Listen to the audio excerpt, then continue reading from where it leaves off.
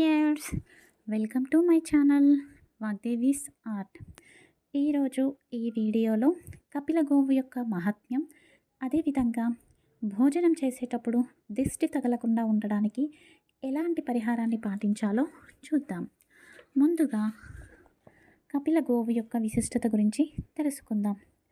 మనందరికీ తెలుసు, ఈ ప్రపంచంలో తల్లి తర్వాత తల్లిలా ప్రతి ఒక్కరూ భావించేది గోవును మాత్రమే. ఎందుకంటే తల్లిపాలు లేనివారు ఆ ఆవు పాలను త్రాగి బ్రతుకుతున్నారు. గోవులు లేకుంటే యజ్ఞం ఉండదు. యజ్ఞం మనం చెయ్యకపోతే దేవతలకు హవిస్సులు అందవు, వర్షాలు కురవవు. అలాగే దాని ద్వారా నీరు ఉండదు. నీరు లేకపోతే పంటలు పండవు. పంటలు పండకపోతే బ్రతుకులే ఉండవు మనకి. కాబట్టి గోవు అంత శ్రేష్టమైనది.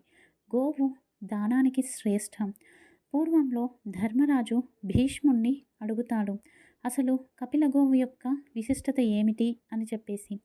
అప్పుడు ధర్మరాజు తనకు తెలిసిన కథను చెప్తాడు. బ్రహ్మదేవుడు దక్ష ప్రజాపతి ద్వారా సృష్టిని చేయమని చెప్తాడు. అప్పుడు దక్ష ప్రజాపతి ముందుగా మనలాంటి జీవులను సృష్టిస్తాడు. కానీ ఈ జీవులకు తృప్తి అనేదే ఉండదు. అప్పుడు వీరందరూ కూడా దక్ష ప్రజాపతి దగ్గరికి వెళ్ళి, మాకు తృప్తి కావడానికి సరైన ఉపాయాన్ని బోధించండి అని చెప్పేసి అడుగుతాడు. అప్పుడు దక్ష ప్రజాపతి అమృతం తాగుతాడు. అమృతం తాగిన కారణంగా ఆ దక్షుని యొక్క నోరంతా పరిమళ భరితం అవుతుంది. ఆ పరిమళం నుండి పుట్టిందే సురభి అనే గోవు. ఇక ఆ గోవు అనేక గోవులను సృష్టించింది. వాటినే మనము సౌరభీయములు అని చెప్పేసి అంటాము. ఇక మనకు తెలిసిన గోవులు వేరు, కానీ దేవతాలోకాల్లో, పాతాళ లోకాల్లో కామరూపాన్ని ధరించే గోవులు కూడా ఉన్నాయి. అంటే వాటికి నచ్చిన రూపాన్ని ధరించగలిగే విధంగా కామరూపాన్ని ధరించే గోవులు ఉన్నాయి.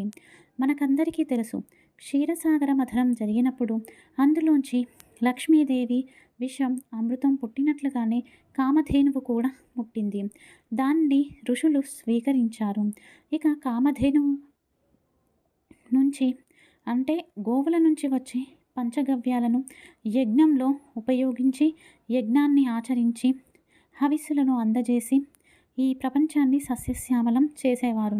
ఇక ప్రపంచమంతా ఆవులతో నిండిపోయింది. ఒకరోజు భూమిపైకి ఈశ్వరుడు వచ్చాడు. సౌరభీయములు కూడా వచ్చాయి. ఒకరోజు ఆవు దూడ తన తల్లి పొదుగులో పాలు తాగుతుండగా ఆ దూడకున్న మూతికి అంటుకొని ఉన్న ఆ పాల నురుగు గాలికి వచ్చి ఈశ్వరుడి తలపై పడుతుంది. ఈశ్వరుడు ఆగ్రహంతో మూడవ కన్నును తెరుస్తాడు. అవి ఆ విధంగా చెయ్యగానే ఈశ్వరుడు గోవులన్నీ పారిపోయి పరుగెత్తి చంద్రలోకంలో దాక్కుంటాయి. ఇక బ్రహ్మదేవుడు వచ్చి బంగారం, అగ్ని, గోవు యొక్క ఏ వస్తువు అయినా, అలాగే నది ఏది తగిలినా కూడా దోషం అనేది లేదని చెప్పి ఉంది. కాబట్టి పరమేశ్వర కోపాన్ని తగ్గించుకోమని చెప్తాడు. పరమేశ్వరుడు కోపాన్ని తగ్గించుకుంటాడు. ఇక బ్రహ్మదేవుడు పరమేశ్వరునికి గోవులను అలాగే వాటితో పాటు ఎద్దును కూడా బహుమానం ఇస్తాడు.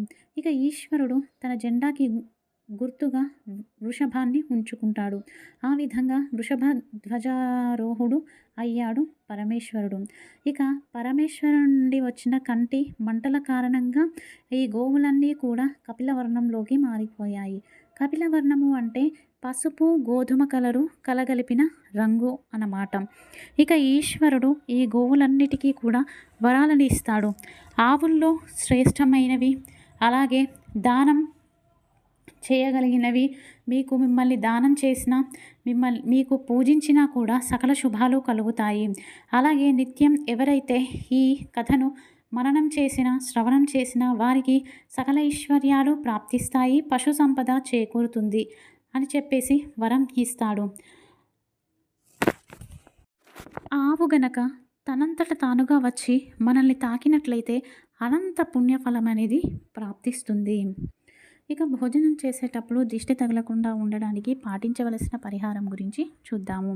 భోజనం చేసేటప్పుడు దిష్టి తగలకుండా ఉండడానికి మీరు తినే ప్లేట్‌లో తిన్నా, విస్తరాకులో తిన్నా కూడా ఆ విస్తరాకున కానీ, ప్లేట్‌ని కానీ వెనక్కి తిప్పి దానిపైన నీటితో ఇంటూ గుర్తును రాయండి. అలా రాసి తదుపరి అందులో భోజనాన్ని స్వీకరించినట్లయితే మీకు దిష్టి తగలదు. ఇది ఈరోజు video. Thank you for watching.